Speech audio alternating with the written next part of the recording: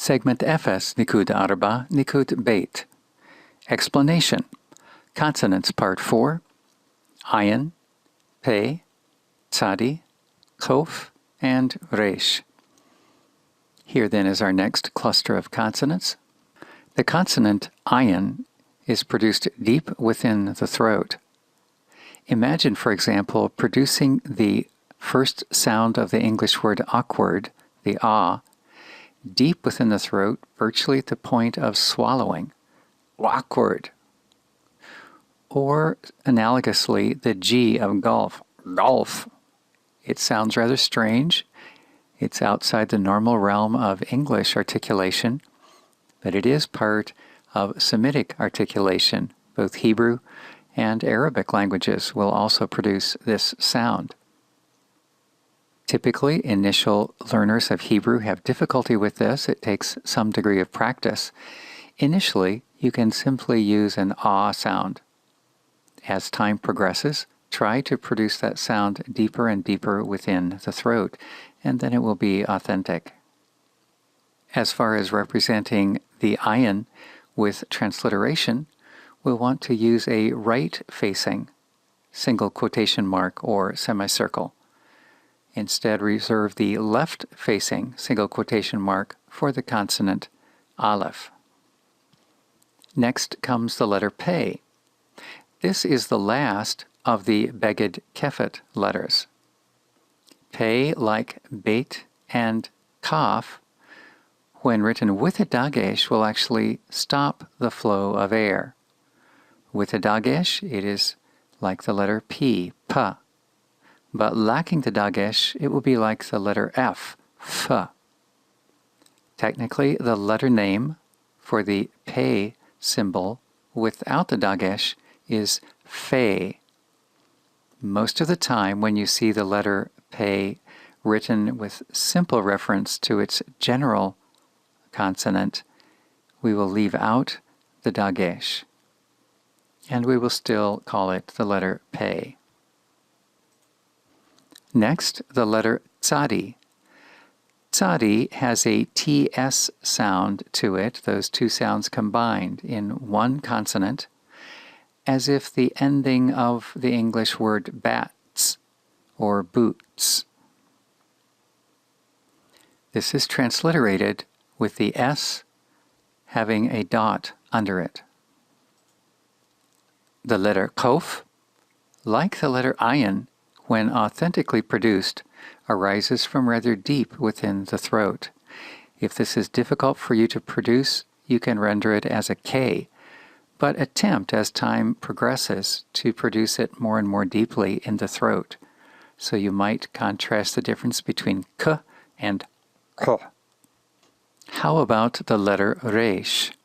Resh produces the R sound for the Hebrew language. It's not exactly the same as an English R, however.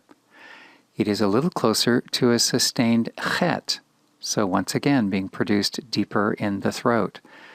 And this explains why it shares some principles together with the guttural letters, which are also produced within the throat.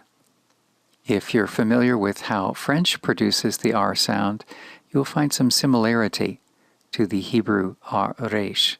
Not exactly the same. The Hebrew resh will be even deeper than the French R sound.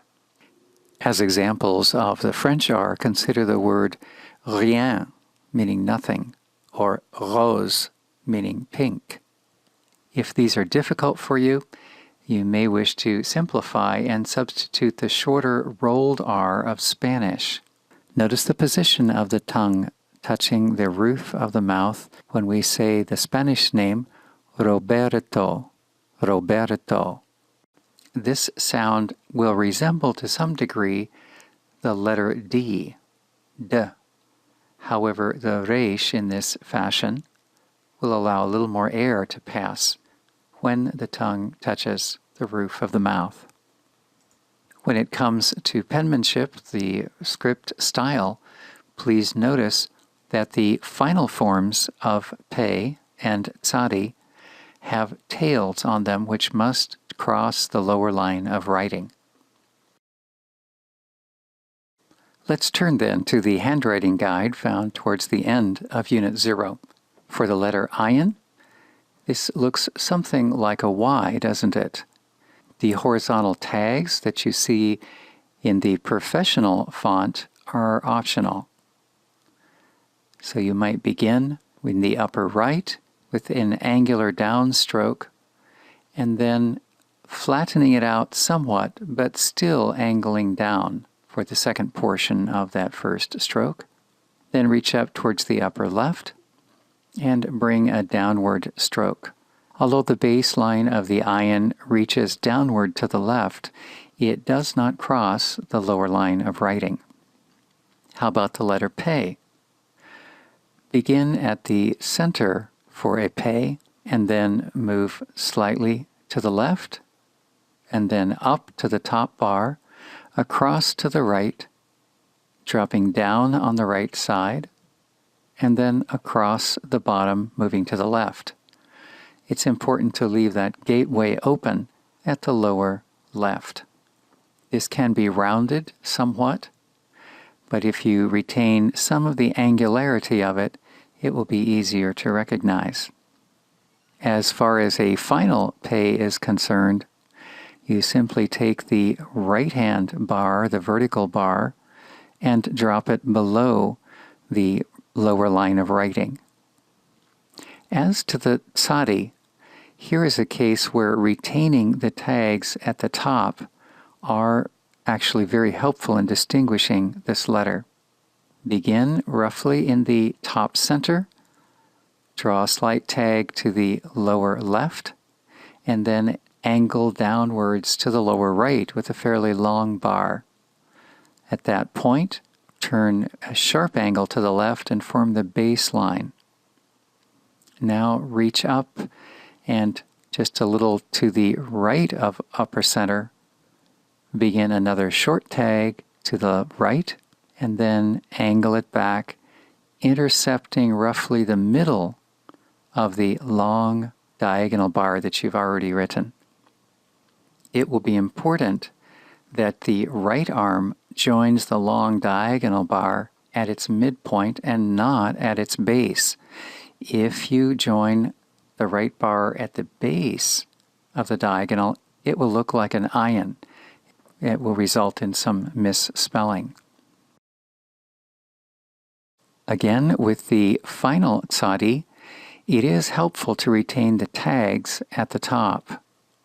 One way to do this is to begin the final tsadi just as you did the traditional tsadi, but instead of the long diagonal reaching from upper left to lower right, begin to curve it at the middle and drop it straight down with a long tail.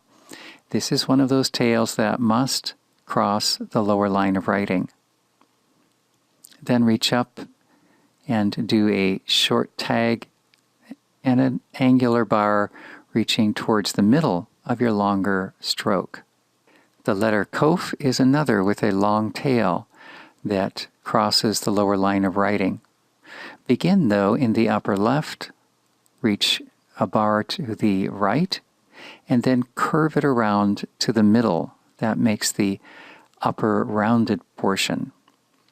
After that, reach in a little below the left corner of your top bar, making sure to leave an open space. This is one of the important diagnostic features identifying a kof. Leave an open space and then draw a vertical line down past the lower line of writing. Typically, that lower line does not touch the lower portion of the curved arm. If it does touch, the letter will still be recognizable, but of great importance is that you keep the top open. The letter resh is very simple. It's simply an angle starting upper left, reaching straight across to the right, and then straight down, not going past the lower line of writing. Both arms of the resh are of the same length. It's a good idea to round the corner of the resh. This will help distinguish it from the letter dalet, which should have a tag extending beyond the vertical bar.